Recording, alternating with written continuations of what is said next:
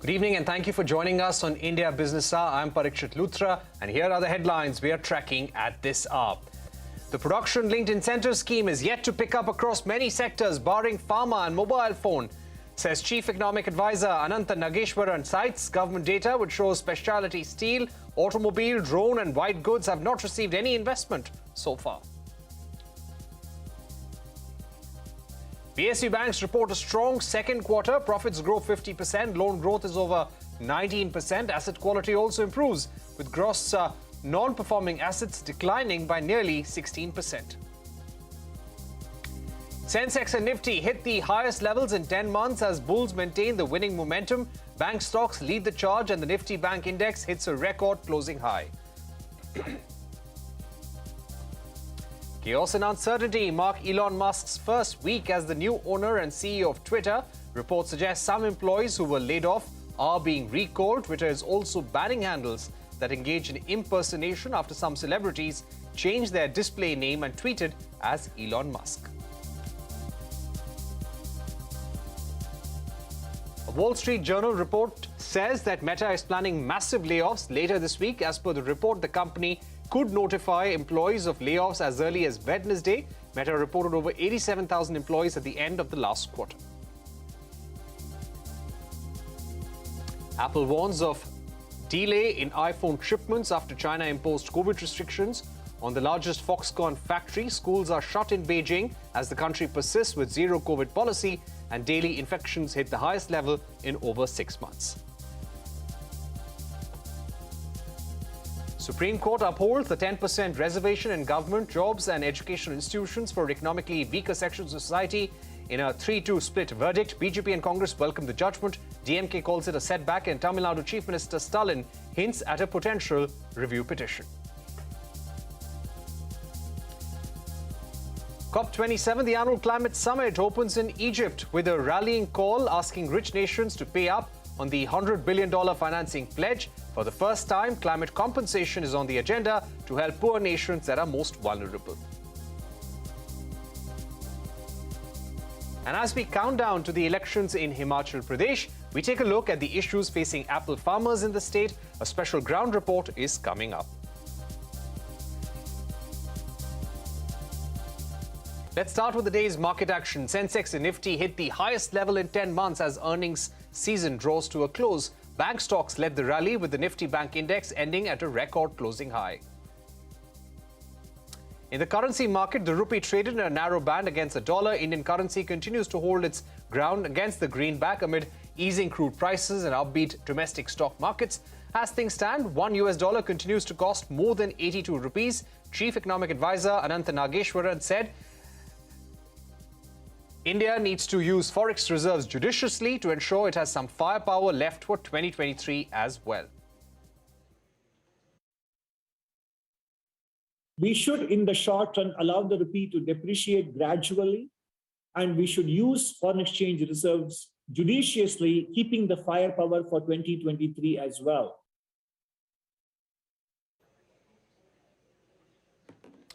India's Chief Economic Advisor Ananta Nageshwaran was speaking at the annual session with the Indian Chamber of Commerce. Citing latest data, he said the production-linked incentive scheme is yet to pick up steam across all sectors. CAA said only pharma, mobile phones have done well so far.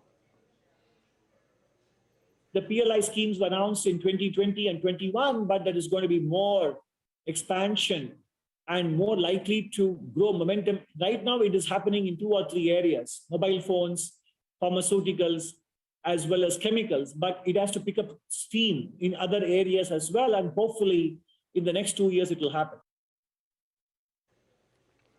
The CEA was citing data from the DPIIT as of September this year. The data shows pharmaceutical drug manufacturing has achieved 107% of the investment target that the government had envisaged. However, only 13% of the employment target has been realized. So far, the other relative outperformers are also linked to pharma, with active pharma ingredients and medical devices faring better than some of the other sectors on both parameters.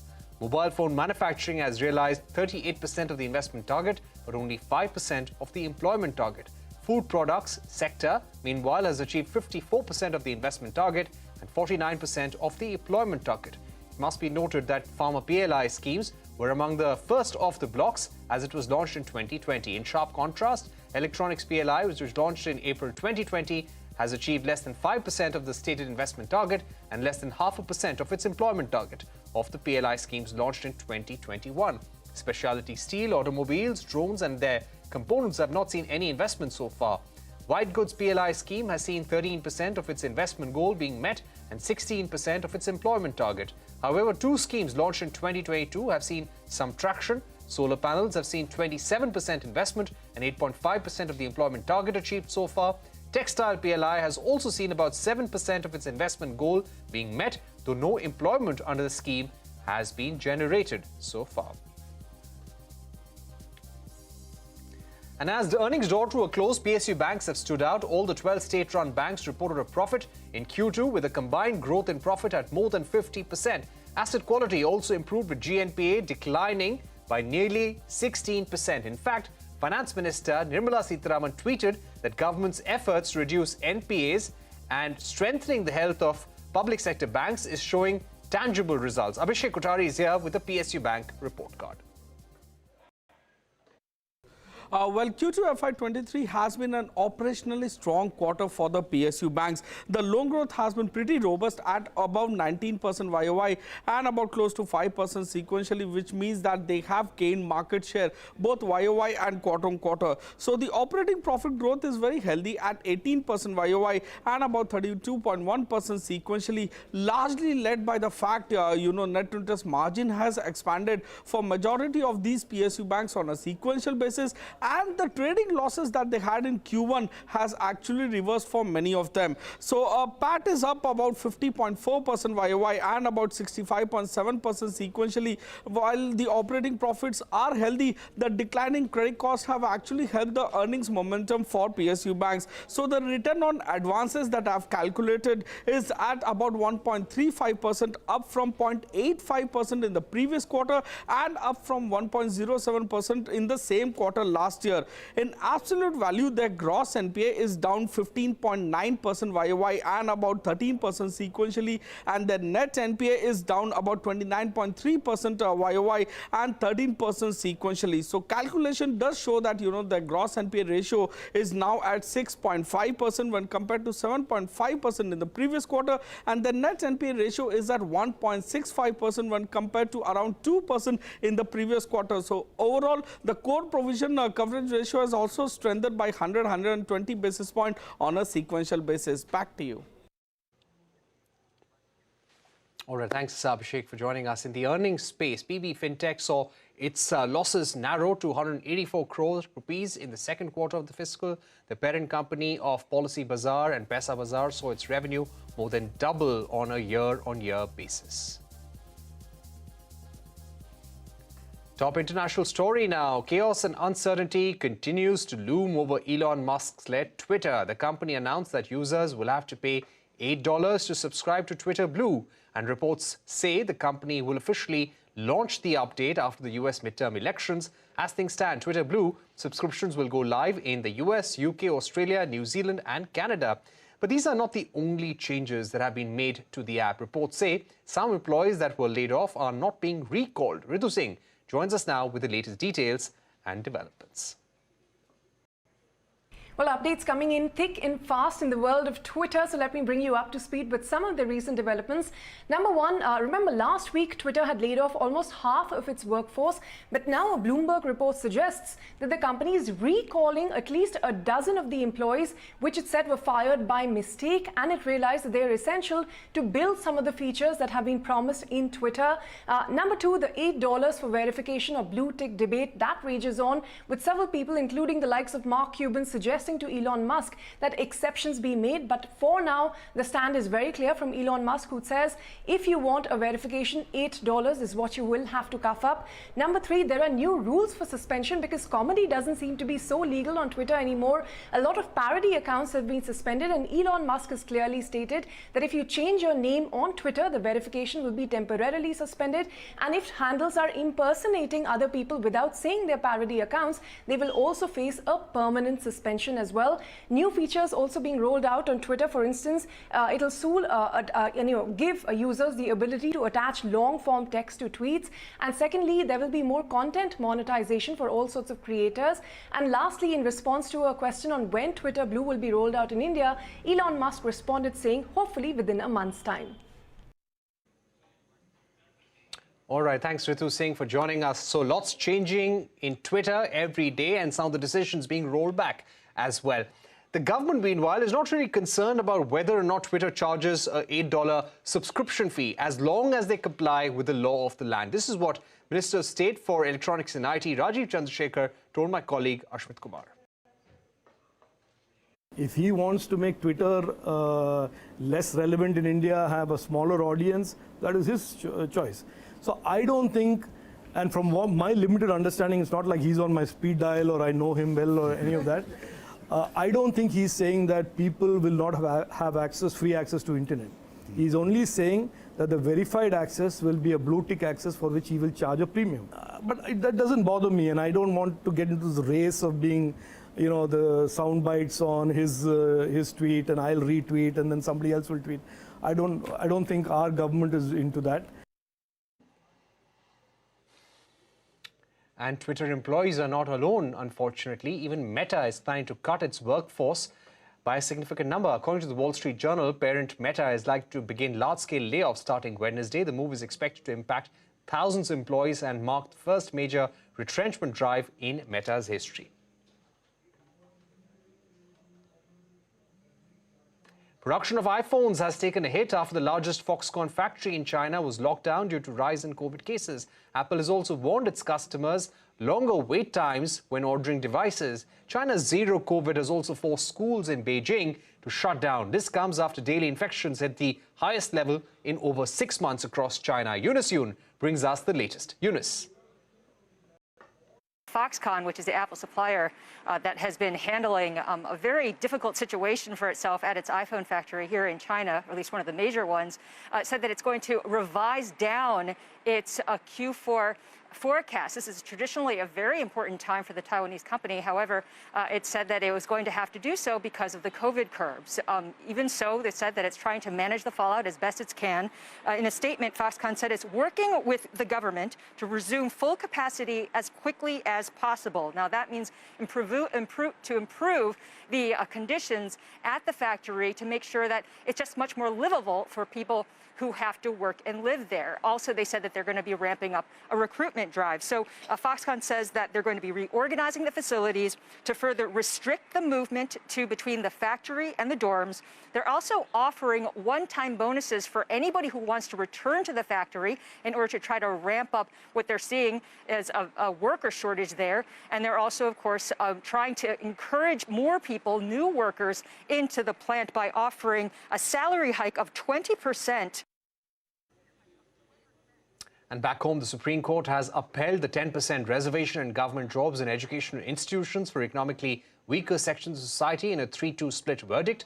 The court held that the 10% quota does not violate Constitution's basic structure by taking economic criteria in account. So what essentially constitutes the economically weaker sections? Those not from the SC, ST or OBC community and with an annual family income below 8 lakh rupees may be eligible. The centre had earlier told the Supreme Court that 8 lakh is a reasonable threshold. Ashmit Kumar and Abhishek Datta Roy explained the ramifications and reactions to this landmark verdict.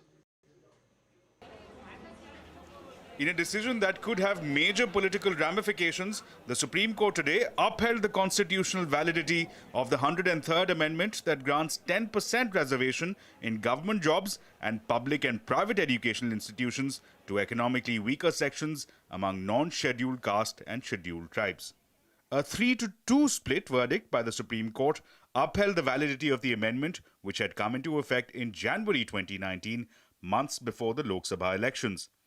However, the court also observed that reservations cannot continue indefinitely and should be revisited for a casteless, classless society. A slew of petitions had challenged the amendment on the ground that it propagated the principle of exclusion. Petitioners argued that economic classification cannot be the sole basis for reservation. The petitions were referred to a 5-judge constitution bench in August of 2020. Chief Justice UU Lalit and Justice Bhatt dissented. He held that the 10% quota is violative of the Constitution of India. Justice Bhatt held that excluding the SC/ST OBC community from the EWS is violative of basic structure of the Constitution. However, their views did not have a bearing on the overall judgment. Justice Bhatt even went to the extent of quoting Swami Vivekananda, saying, "If anyone dreams of exclusive survival of own religion and destruction of others, I pity him." End quote. The Bharatiya Janata Party and Congress have welcomed the Supreme Court judgment. The Tamil Nadu Chief Minister M.K. Stalin-led DMK, which was one of the parties in the case, however, has termed the judgment as a setback to the century-old fight for social justice. Stalin said that they would consult legal experts to chart out the next course of action. The centre has already justified an annual income of 8 lakh rupees as the threshold for the EWS quota. Well, legal experts are calling this a landmark verdict that will have a bearing on the dynamics of both caste as well as class. However, there are still two issues that need to be considered. Number one, states such as the state of Tamil Nadu are dead opposed to the implementation of the EWS quota. Therefore, that raises the question of the execution and the implementation of this quota on the ground. Number two, the Supreme Court has raised the broader question of whether or not reservations are at all required, saying that reservation is not an end in itself, rather a means to an end, and therefore raising the question on whether or not there should be a timeline for phasing out reservation altogether, and in doing so, sparking a much larger debate. In New Delhi, Ashmit Kumar. And time for a short break, but coming up, Himachal Pradesh elections are just around the corner. What are issues faced by apple farmers in the state? A special report on the other side.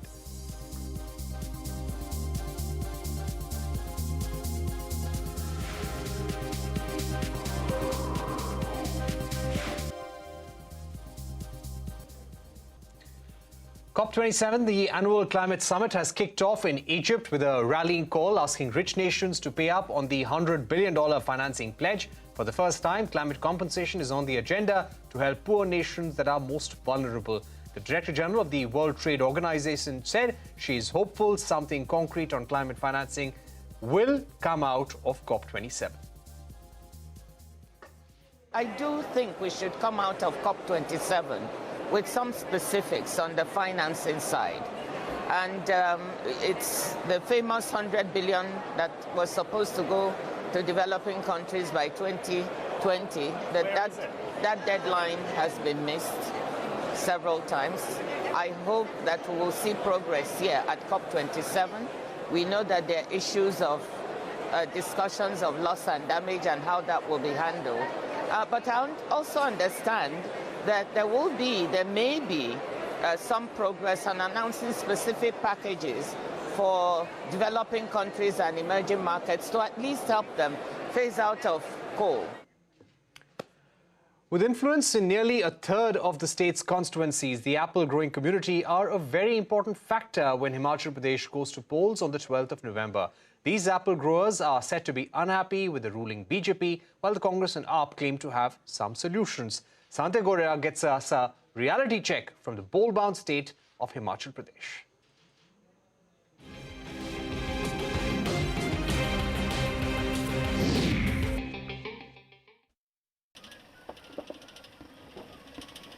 Himachal Pradesh is known for its apple orchards. The fruit crop plays a major role in the state's economy.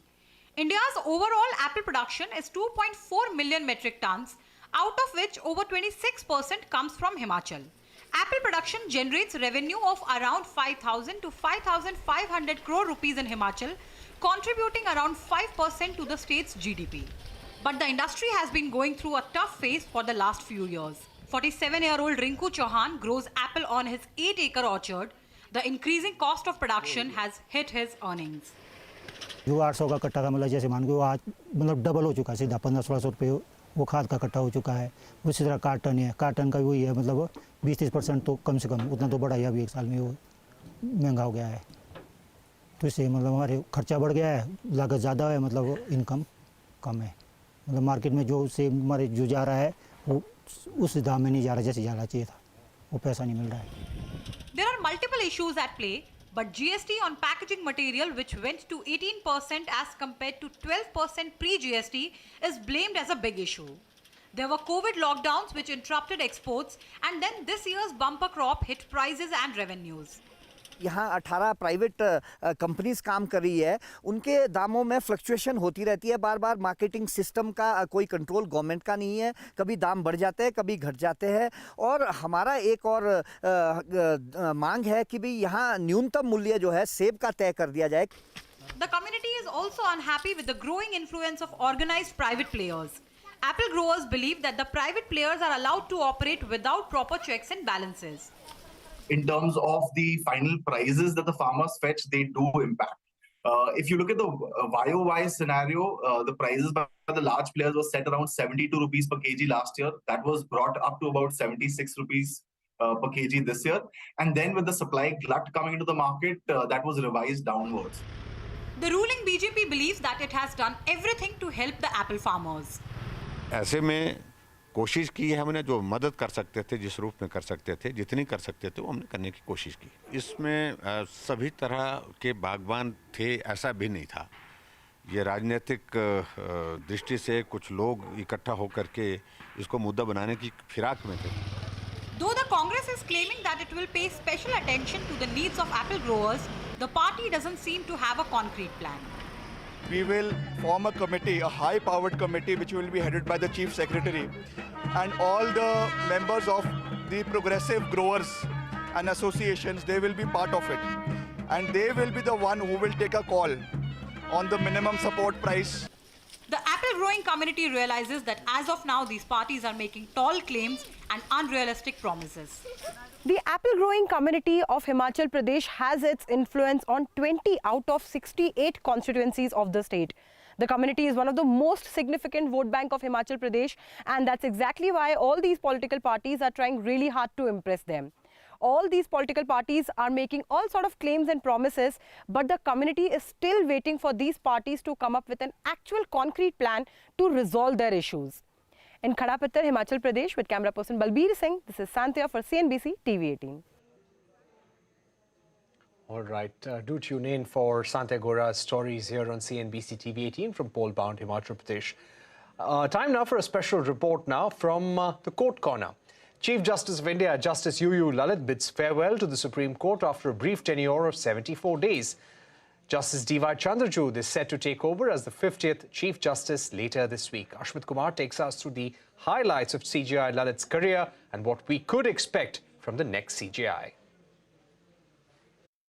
Justice UU Lalit, after his 37 years in the Supreme Court as a lawyer and then as a judge, is finally hanging up his boots. He may have spent 37 years in the Supreme Court, but his tenure as CJI was a brief one, 74 days. He took charge on August 27th and technically is retiring tomorrow, but he's demitting office today. Tomorrow is a holiday on account of Guru Nanak Jayanti. Now, he joined the bar as a lawyer in 1983 and was designated as a senior advocate in 2004. His specialization was criminal law. He counts the likes of Amit Shah, Salman Khan, Captain Amrinder Singh, Navjot Singh Sidhu and former UP Chief Minister Kalyan Singh as his clients. In 2014, he was elevated as a Supreme Court judge, only the sixth advocate to have earned it.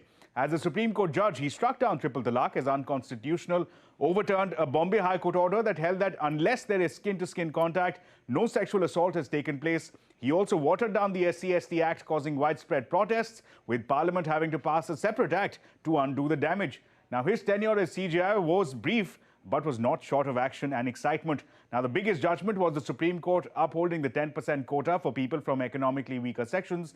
Interestingly, he held that it was against constitutional norms, but was in a minority. His tenure also saw the first ever live streaming of court proceedings.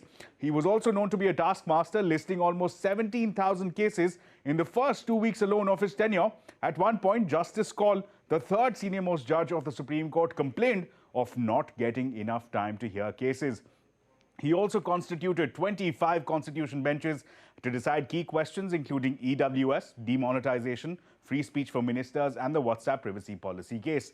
Now, Justice Lalit's term was also marked with friction in the collegium, with his successor, Justice Chandrachud, not seeing eye to eye on promoting a few select judges to the Supreme Court. But speaking of his successor, Justice Chandrachud is set to take charge on 9th of November. He will be India's 50th Chief Justice. His father, Y.V. Chandrachud, was India's 16th Chief Justice. They will be India's very first father-son CJI duo. He's likely to have a long term stretching across 2 years. Among his more notable judgments was the one that struck down Section 377 that criminalized consensual sex between homosexuals. He also struck down exclusion of women from the Sabrimala temple. He was the sole dissenter in the Supreme Court verdict that upheld Aadhaar. He had red flagged lack of safeguards as well as the possibility of surveillance under the Aadhaar regime. He also overruled his own father's judgment of 1976 to uphold privacy to be a fundamental right. However, he has also been subject to criticism. He received flack for paving the way for construction of Ram Mandir in Ayodhya as a part of the 5-judge bench. He also dismissed a plea seeking a probe into the allegedly mysterious death of Judge Loya. There was also a complaint filed before the President and the Chief Justice against him. The complaint had alleged that he passed orders to help his son's clients. It also alleged that his orders during COVID helped vaccine manufacturers with illegal gains. On the road ahead, he's likely to have his hands full. Justice Lalit sought to revive hearings in various cases that were lying dormant for a while. As a result, the next 2 years could see hearings on issues such as electoral freebies, Citizenship Amendment Act, electoral bonds, Uniform Civil Code, population control, as well as the 2016 demonetization exercise. Justice Chandrachud has been making headlines long before his elevation as CJI. Chances are that he will be subject to even further scrutiny as he handles sensitive issues affecting political leaders and individual and minority rights. All right, that was Ashwin Kumar summing up Justice UU Lalit's tenure as CJI and also a judge at the Supreme Court, and also laying out for you the cases that will come before Justice D.Y. Chandrachud, who will take over as Chief Justice on Wednesday. With that, it's a wrap on this edition of India Business Hour. Thank you for watching. News continues right here on CNBC-TV18.